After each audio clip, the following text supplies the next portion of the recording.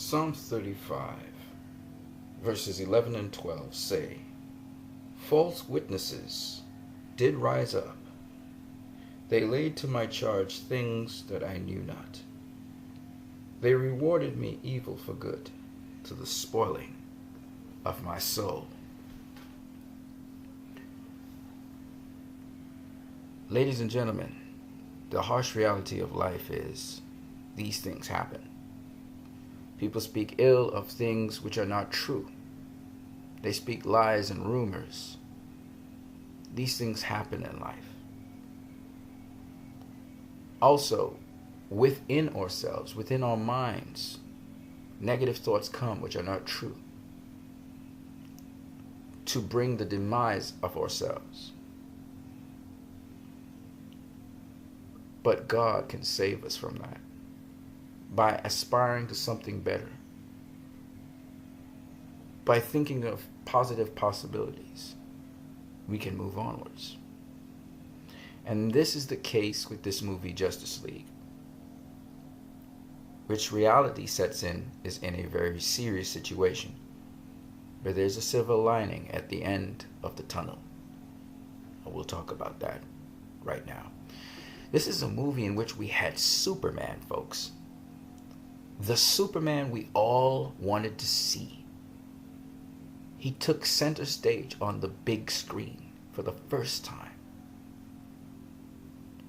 We have a Batman that's probably the best Batman ever in the DCEU and in Batman history. We have a Wonder Woman that on her own broke history at the box office and even with critical acclaim.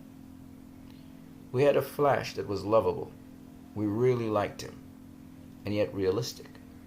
A cyborg, a conflicted character, a person who is filled with fear about the future, and yet has so much promise. An Aquaman that is an outsider, doesn't belong to any world, finding inclusion and comfort. This is what we had. And yet, in spite of the fact that almost every single fan that leaves this movie comes out hopeful, almost every single fan that has seen this movie has liked it. And some on repeat viewings have loved it. In spite of that, this movie is in deep and serious danger of failing. Let me show you what's going on at the box office so you can put this into perspective. This is not an alarmist box office rundown I'm going to give you guys. This is just something where you must base it in reality.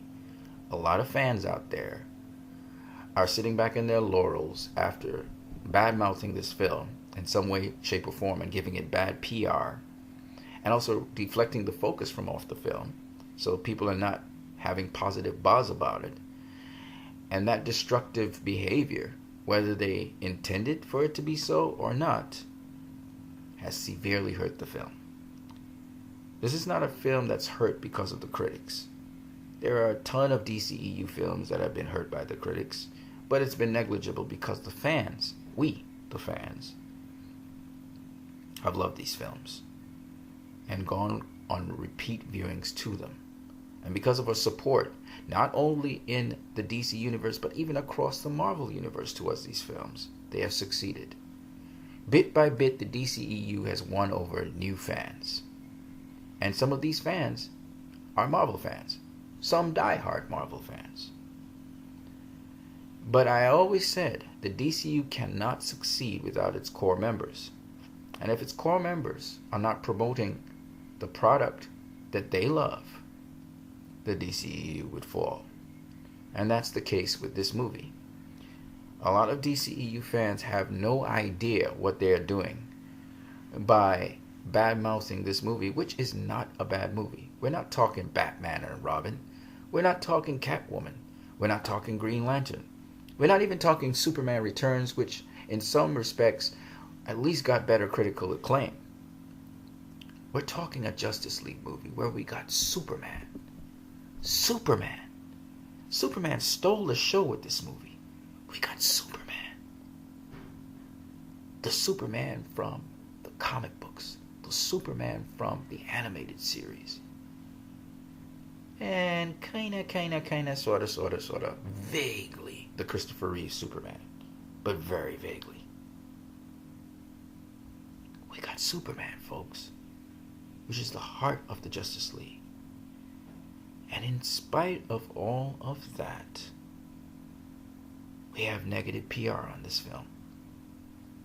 And all of the PR that's going on is focused on something totally different down the road, which is a hypothetical, which may not happen because this film may flop at the box office. So let me give you guys a realistic perspective. People call me alarmist and I'm panicking the fans. No. I'm a realist. And I give people the real situation. And I will continue to give people the real situation of this film.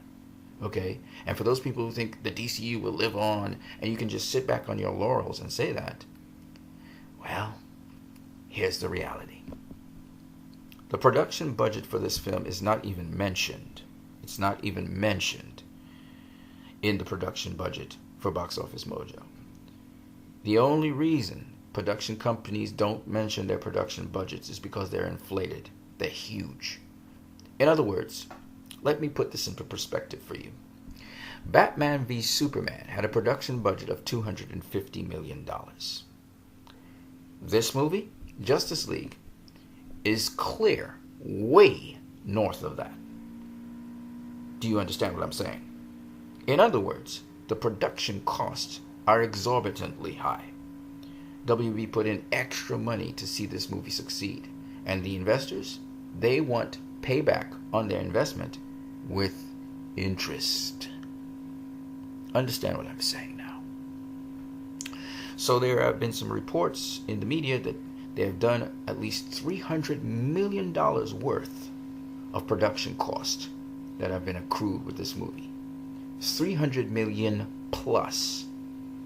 Now you double that number, adding advertising cost to it, and you're looking at somewhere in the vicinity of $600+ million. This movie needs to make to break even. Let me say that again. This movie needs $600 million plus to break even. In other words, this movie will flop on the drop of a dime, not if it passes 600 million and they just break even. No. It will flop if it makes anywhere less than Wonder Woman made or Batman v Superman made. And that's what that's saying. Because investors don't want to just break even on this movie. This is a flagship movie. This is Justice League. And if they can't get it on Justice League, they're going to scrap the DCEU. Yes, they have positive things off of Wonder Woman, but they're going to scrap it. They may do a Wonder Woman standalone movie and continue on with Wonder Woman, but I can guarantee you they're going to scrap this DCEU. They're going to scrap it. They're going to scrap all their plans. Aquaman's not going to come out. I can guarantee you that. And that's the situation we're dealing with, folks. We're dealing with investors who, if they invested in a property and they expected X, Y, and Z and they don't get it, the DCEU will fall. These people do not think like how you and I do. They're not passionate fans of comic book movies. They're not passionate fans for the DCU. They put in an investment, they expect returns. If it costs them for putting in the investment, they're not going to do it again. Let me see if I can explain this to you. Watchmen was a movie that flopped at the box office, but it was not part of a universe. Even though Zack Snyder got his cut of Watchmen, which was a box office flop, and we saw the director's cut of Watchmen, make no mistake, Watchmen was not a movie that they tried to revive and the Watchmen characters. Now they're trying to get the Watchmen characters back in the DCEU, but that was it for Watchmen. You didn't hear nothing about Watchmen again. There was no sequels. There was nothing on the books. Batman and Robin ended the Batman franchise, and for 5 years plus, there was nothing of Batman. And they reset Warner Brothers, and then they came out with Christopher Nolan's Batman, which was a 180 to what they were doing with Batman. If this movie flops at the box office, you will not get a Snyder reality-based movie. What you will get is even more campy movies. So what you've actually done is, if this doesn't work out, WB is going to push to the other spectrum to appeal to audiences. And that will be somewhere down the road, maybe 4 or 5 years down the road. They will reboot the franchise. This is the reality you're facing while you're being petty and bickering and talking about Zack Snyder. The movie is burning. While Nero was fiddling, Rome was burning. Let me give you guys a perspective on this so you'll understand. So let's look at daily box office. Daily box office for Justice League. See, I always come from facts. Daily box office for Justice League started off at 38 million on Friday, 32 million on Saturday, 22 million on Sunday. And then on Monday, it made 7 million. Tuesdays usually are higher than Mondays. It went up to 10 million. And Wednesday, it's at 10 million. In terms of DCEU movies, I know that the DCEU movies open at higher amounts, but let me just give you an idea of what that looks like. Man of Steel. Man of Steel, when it opened to higher numbers, obviously, and it started on a Thursday, but in its second week, it had 12 million on a Monday, 11 million on a Tuesday, 9 million on a Wednesday, and 7 million on a Thursday. Okay?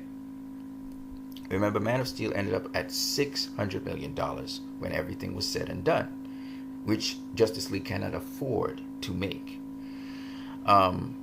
So, in short, even Man of Steel is doing better. I mean, it opened higher, but still, it's doing better than Justice League is doing. Okay? It started at 7, it's at 10, it held at 10, more or less, which is good. But remember, this is on the verge of Thanksgiving weekend. The figures here are going to matter. But the thing about Justice League is, for it to actually sustain itself, because it opened so low, it's going to have to sustain itself through the Star Wars period, where everybody's going to go and watch Star Wars, good or bad. Everybody's going to go in and watch Star Wars, which means Justice League is so crippled over the last weekend that it's actually having to maintain a high level for more than 8 weeks. We're talking about it has to have really small drops, and it has to have absolutely excellent word of mouth. And the problem here is, it's not going to have excellent word of mouth if people keep on bickering against it and focusing attention on Zack Snyder, which is not what Zack Snyder wanted to start with. Zack Snyder needs to come out and make a statement about Justice League that will lay the fans to rest, and then we can proceed onwards. Otherwise, the DCEU will fall. It will fall. Listen to me carefully, people, because a lot of you have been coming on. You have your pet peeves. You have your disappointments. You know, a lot of people had disappointments with Batman v Superman. So what? It went on because people who were passionate about the movie, they kept on encouraging other people. This movie can't afford. It can't afford, because it doesn't have a big buffer like that. It didn't open huge. It can't afford to have bad word of mouth. It can't afford to have people being half about it, because people are already disinterested in the movie. And the problem with it is when people go and see the movie, they're going to love it. They're going to like it. They're going to probably go back and see it again. I've seen people who have had these unfair criticisms about the movie turn around and actually enjoy it when they went in, because they went in hypercritical because of all the baggage, the rumors, the controversy that people stirred up. A lot of these fans who saying they don't like Justice League, or they're being quite negative towards it, or highlighting negative news about it, these people actually haven't seen this movie multiple times. And if they have, they've been continuously looking at it with a critical eye and looking for things that the movie is not about. The movie is not trying to promote that. So they go in with all this baggage and they have all these voices in their head speaking to them instead of watching the movie for what it is. Art is something you have to look at it for what it is and how it impresses you. You can't be all up in Danny Elfman's score. Look, it's Danny Elfman's score. Look, that's Joss Whedon moment. If you're going into the movie to see those things and being petty instead of sitting down and watching at the values this movie is actually sharing with you, you're going to miss sight of the movie. Because all you're busy talking about, and when you see the subject of a conversation is all about technicalities and not about the core, the heart of what a movie is, then it tells me that these people are not focused on what the movie's trying to provide to them. What's the use watching a Zack Snyder film if you're only caught up in technicalities? You're not getting the substance of what the film's about. Let's move on. And this film had the characters. Nobody can fault the characters because they're the characters you were dying to see on the big screen. I don't think anyone can say anything negative about Superman. All they keep on talking about is cut scenes and what wasn't in the movie. But the movie's fine without those cut scenes. If those cut scenes removed something from the movie, meaning the plot, and it was incoherent and it was stupid, and Superman ended up being campy, which he wasn't. He was a badass. And he ended up being short-sighted of what Henry Cavill and Zack Snyder were shooting for. Then you could say something, but you can't. The most you can talk about is CGI. And you know certain moments of Joss Whedon is because of the CGI. Do you hate the moments because it's Joss Whedon? Then you're being as petty as those people who hate a film because it's Zack Snyder's. You're being petty, guys. You need to grow up. Mel Gibson can be a complete idiot, but he makes good movies. Joss Whedon can do some idiotic things, but he makes good movie. He helped make a good movie. He didn't make. I wouldn't say that Avengers was a good movie. I wouldn't say that, but that's what, in my opinion, of course, the consensus is it was. So my point being, you need to divorce your emotions and feelings for a director from what the story's telling you. And if the story's telling you something that's good, you need to stay with that. And it does not matter if it's Joss Whedon that brought it to the table or Zack Snyder. And you guys need to get over it quick, because right now we need Marvel fans to support this movie as well. We need Marvel and DC to unite. And this is a movie that's all it's saying. Everything it screams of is Marvel, DC, unite. Comic book fans, unite. This is what this movie's about. It's about Republicans and Democrats, unite. It's about first world and third world and second world nations, unite. It's all about unity. Let's go on. When we look at how it performed versus Batman v Superman, this is what it's looking like. Batman v Superman had 15 million on Monday. Tuesday it had 12 million. This is the first week. Wednesday it had 8 million, so it fell off, it tapered off. And Thursday it had 7 million. Now this is a weekend of Thanksgiving.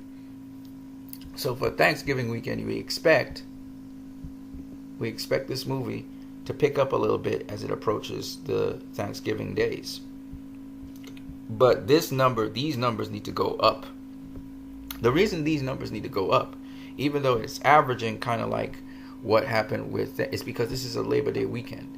So this is the weekend for it to flourish. Now after it comes out of the weekend, it could drop significantly, which is not good either. It has to maintain. It has to do what all the other movies didn't do. Wonder Woman did this.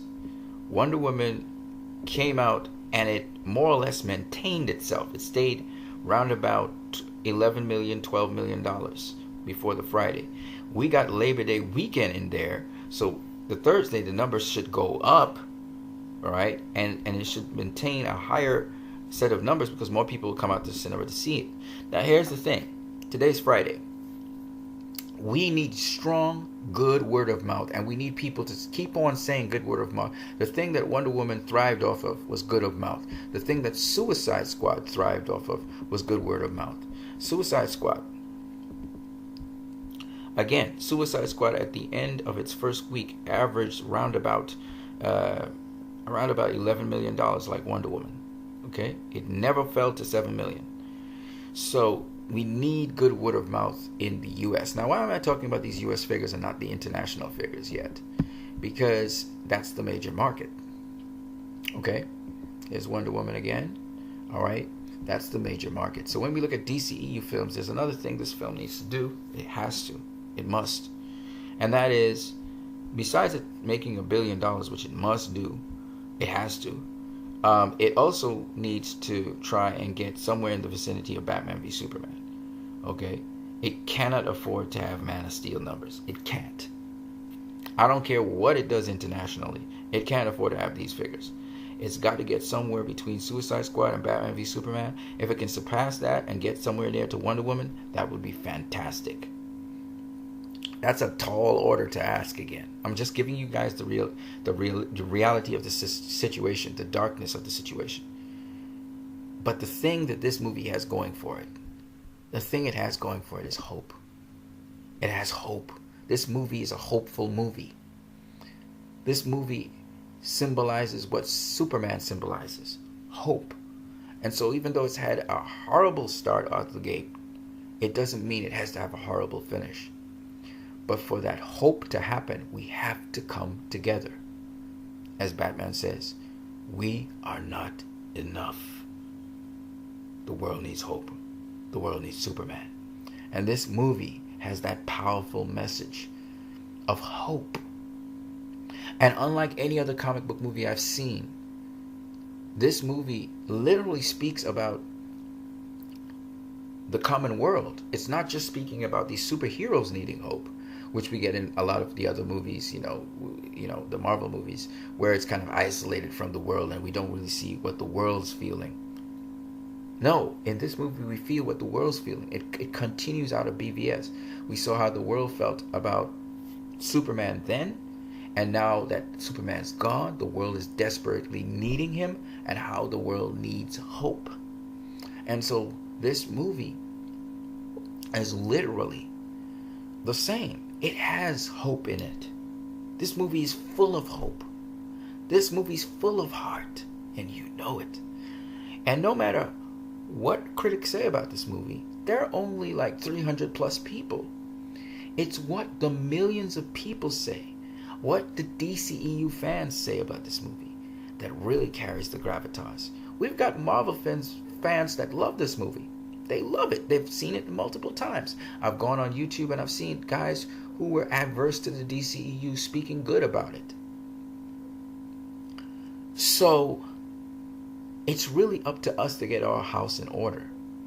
And this is something for you guys to think about. Thor Ragnarok is nowhere near as impactful, as rich in value as this movie. Nowhere near it. So please tell me, why is Thor Ragnarok coming out the blocks solid? They came out with 8 million, then 10 million. Okay, it dropped. It's actually dropped less than Justice League. It's dropped less than Justice League. Okay, but it doesn't have the Thanksgiving weekend to work with it, and it doesn't have a 300 million plus budget. Something the people are not thinking, oh, it's doing better than Thor Ragnarok. It's supposed to. 1, 2, it needs to. It needs to do significantly better than Thor Ragnarok because its production costs are through the roof. They're very, very high. It's a gamble WB does. They gamble things. And this is the gamble they took. So regardless if it rakes in much more money than Thor Ragnarok, it still can be a box office flop at the end of all. After all is said and done. I don't know exactly what the actual budget. And Thor Ragnarok right now is at $749 million worldwide. And this is only its third. It's going to be its fourth weekend. That's ridiculous. That's some ridiculous money this movie's making. And it doesn't have the value. doesn't have the value of a Superman movie. How are you DCEU fans going to answer to that? How are you going to answer to that? Do you understand that I don't care how many times you go see the movie? It's your PR. It's what you say about it that's going to hurt the movie. You could go see that movie 20 times. It's not enough, because we are not enough. And so it's really up to you to ensure that you correct that negative PR you've put out there about this movie and distracted people from going to see the movie, instead getting caught up in all the gossip and negative stuff that's out there about it. You have done that. So think about what I'm saying here. And think about the fact that we can still turn this around. We can still have hope. Because we have hope in this movie. And this movie has a lot of positive things to share to the world that will impact people and influence how they think. Just like how Wonder Woman did it. As much as people talk about BVS being a horrible film, it shook people's minds up and got them ready for Wonder Woman. And how Man of Steel started to shape our minds. These movies matter. So let's stop being so petty. And let's jump on the bandwagon and let's get this train running. It's not impossible, folks. It's not. And the silver lining here is this movie's doing better at the box office right now than Thor Ragnarok is doing when it first started. Now, one more thing I want to say to you DCEU fans, because I'm not going to paint everyone with a brush, because it's not right. What I like about you DCEU fans is you're real. You actually don't just have blind allegiances. I love that. I'm the same. And we can differ in opinions about things. I like that you try to think. A lot of you are possibly thinking people. But the thing you don't always exhibit is courage. The ability to stand when everyone else is condemning something and think for yourself.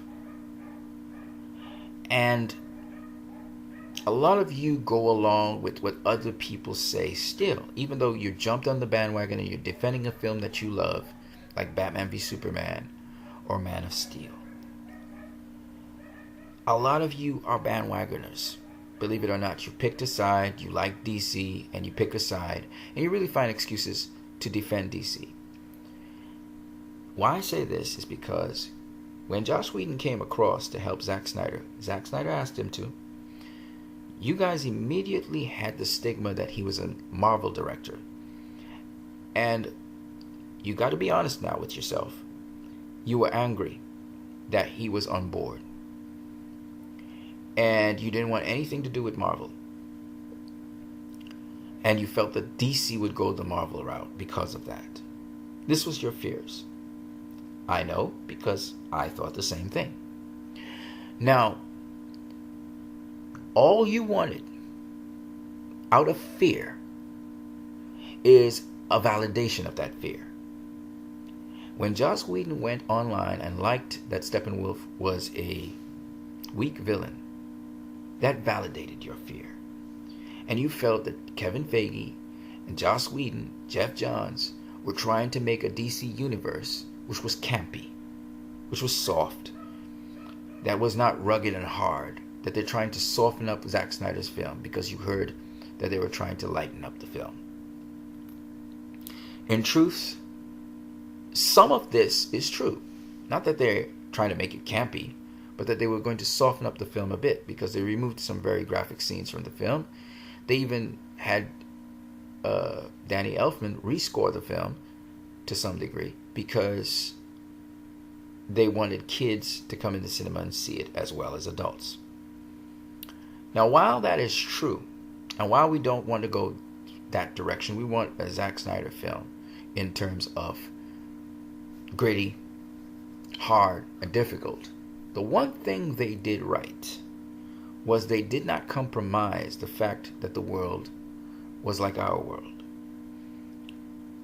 And what you guys don't understand is Zack Snyder's vision and his message was not messed with in this film. The message still rings true. Was softened up a bit, but it came through. And so, if you're someone who's always looking for substance in things, you would find that almost immediately.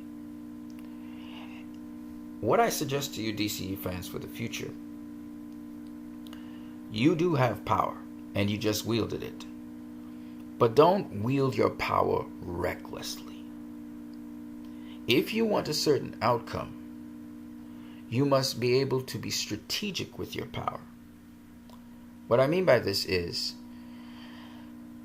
even if you're disappointed about something, there is a way to go about expressing your disappointment.